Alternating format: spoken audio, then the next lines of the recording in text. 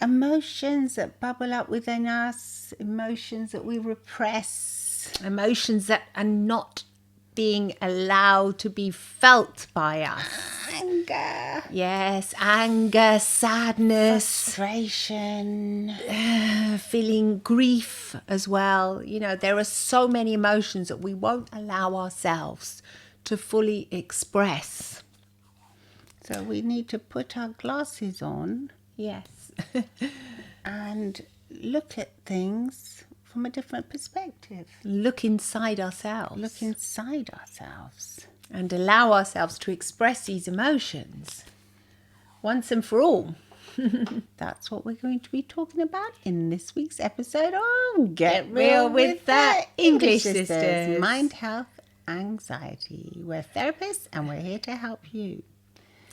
Yes. So how many of us have actually had an emotion that we haven't felt and we've like subconsciously blocked it?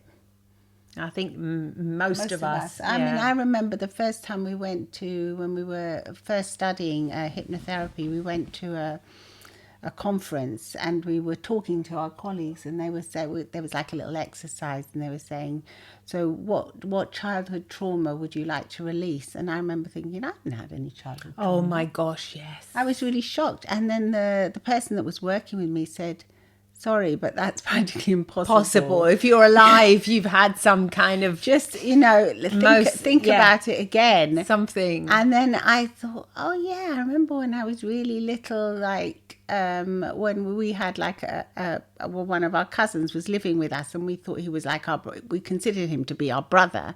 Well, our parents were thinking of adopting him, weren't they? And he was taken away from us by our aunt when we were like 5 or 6, and I remember screaming down the corridor because I used to love we used to adore him, our older brother. He was like amazing for us. He would be like so sweet and cute and make supportive us little fairies and play with us and look after us tell at us school. Stories. I remember at school I would always feel protected because I was thinking, I've got a big brother. Yeah, and he was so like creative as well. So we were all like little fairy stories, and he would always tell us and draw us things and make little things for us and play with us. So, and I remember when he left, I was just it was devastating, screaming and crying and asking where he was. I just remember hearing your screams and not maybe being 5 or 4 or something. I probably didn't quite comprehend fully that he was never going to come back, but I remember seeing you screaming, which is most of the trauma for me was from you screaming. As a younger sibling, I would watch you and think, oh dear, obviously as something really, really horrible. And, just seeing him walk down, we had these little narrow alleyways and just seeing him being taken away and then, and never coming back. And never fully allowing my sadness to come out either, because you would do all the screaming and crying, but I would just watch you and just repress it. Yeah, and maybe you would try not to scream and cry to comfort me. I would try and comfort you and try and comfort mum and dad as well. By being like the good one, the one that's not screaming, and then the one that's not causing a fuss. Yeah, and then our parents would always say, "Oh, Violetta's the one with the buttery feelings. She's delicate, and thank goodness you're okay. Come along." But obviously I wasn't okay, and because I can really remember it clearly, and so that's one of those things that you think you repress. And you repress, and then later on in life you think about it and you think, oh yeah, but I hadn't realized I had that. Well, I mean, it doesn't necessarily have to be with you. It's something that's also good to let it go, but once you can acknowledge it, you can let it go. Yeah, but when you don't know about it, it's not like you suppress it, it's like you repress it, so you don't even realize you're suppressing it. But as you grow up, soon after, I got this thing that when I was an adult, I identified as an immune problem, like disease of the skin, and so it wasn't eczema. It's another thing that's quite rare, but it comes from an immune system that has been suppressed, and it was probably because of that. It could and well I didn't even have any recollection of that happening. No, of course not. This is very common. With repressed feelings, it's very common because they're different to emotions that you suppress on purpose. Like you've had a big fight with a family member or with your spouse or whatever, and then you think, the next day I've got to go to work. So I've got to be strong. I've got to suppress this for the moment and then pick it up later. That's different. Because you're conscious. The classical Yeah. thing, you have a massive fight with your boyfriend or partner. Yeah. And then the next minute your guests arrive and you're all happy, hello. and pretending nothing's happened, or you've got young children and you're doing the same in front of them. Yeah. Because you don't want to show them that, you're upset or angry with your partner. Yeah. Yeah. That's different. But the repression is when you actually don't even realize that you've repressed it.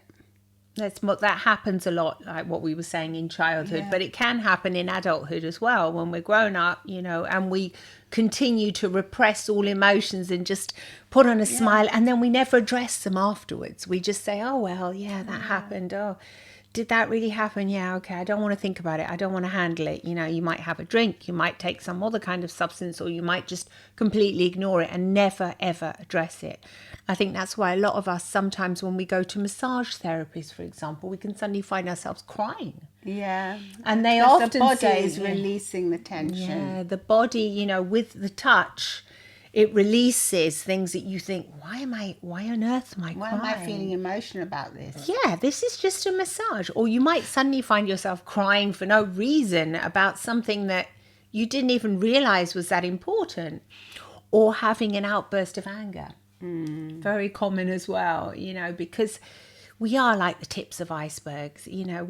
What you see is not really what's going on underneath, is it? No, it's a lot of stuff is repressed, and because also it's a way of getting on. It's a way of coping, isn't it? It's a coping mechanism that can serve us. Very clever in certain situations, but in other situations, it's important to. Like when I was in the conference and the therapist said that, and I thought, yeah, and then I did some work with my inner child and gave her a little hug and said, it's okay. These are things that happened to you when you were a little girl, but it was okay, and you'll be fine, kind of thing. And not that you have to dwell on these past thoughts all the time.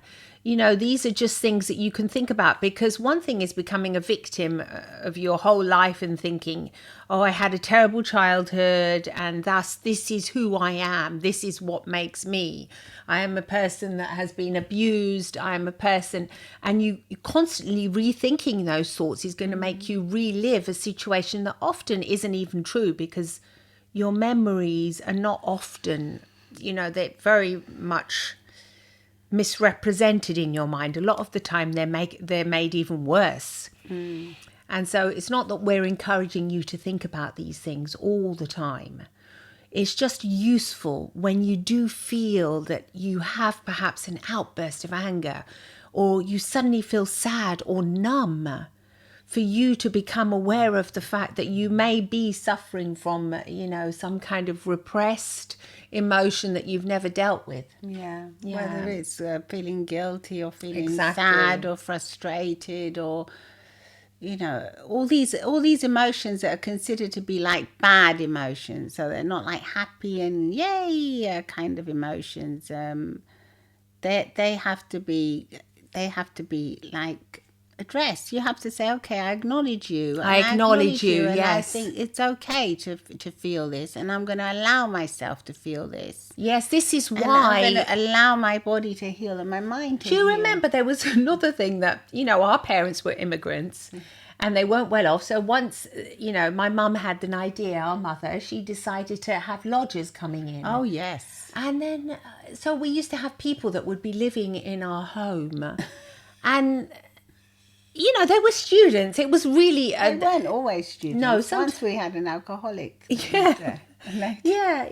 And this also sort of because I remember telling, my sister Violetta, I was telling her about, why don't I really like having people in the house, and, why is this? And then I remembered it and I thought, could it be perhaps because we were always like in this state of... tiptoe. Yeah.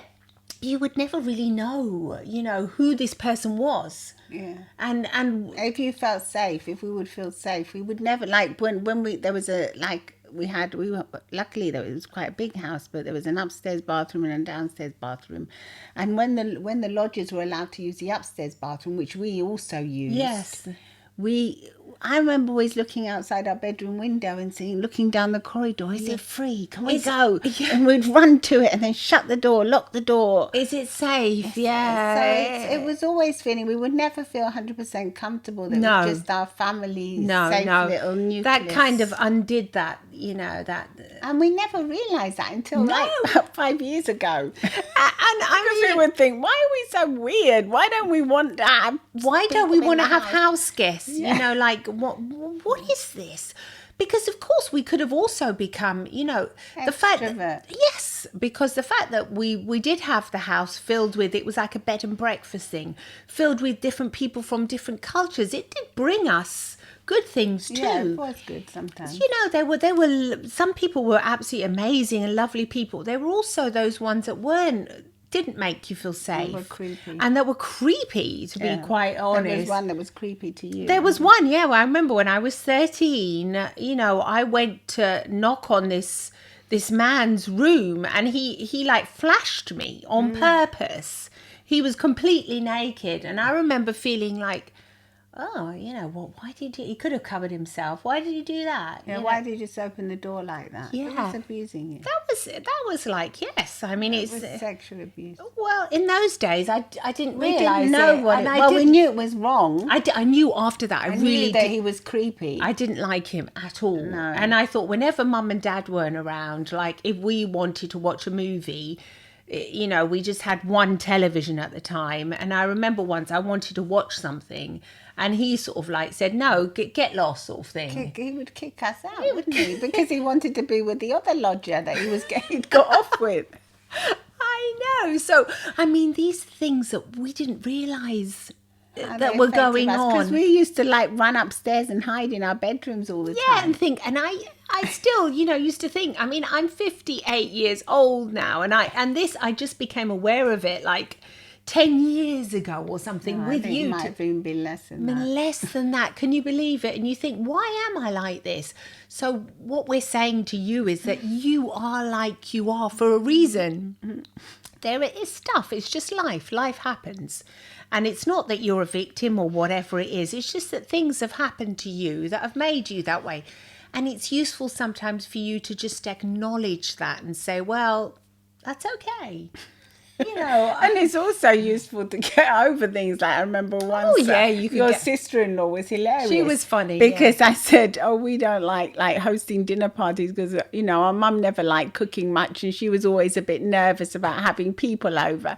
And she said, "Yeah, but you're not your mum, and look how old you are now. That's a bit of an excuse, isn't it? What are you telling me now?" She was laughing and saying, "Hey, I think you're you've hung using on- this. Yeah, you've hung on to this for a bit too much, for a bit too long. Yeah, sometimes you can self-sabotage yourself with certain thoughts and thinking, having these limiting beliefs about yourself that are just no good. But sometimes it is useful to acknowledge, why you're feeling the way you're feeling. I think it's useful, and then you can work on it as well. You can talk to a friend, you can talk to a therapist. Yes. You can read self-help books or self-improvement books or psychology books. There's so much out there now. You can watch your YouTube videos. Exactly. There's so much help out there. It's important, the reason why they're unfelt, these emotions are meant to be felt. And if you can't feel them at that exact moment, you can put them and say, okay, I'm going to work now. When I get back, I'm going to feel this, though.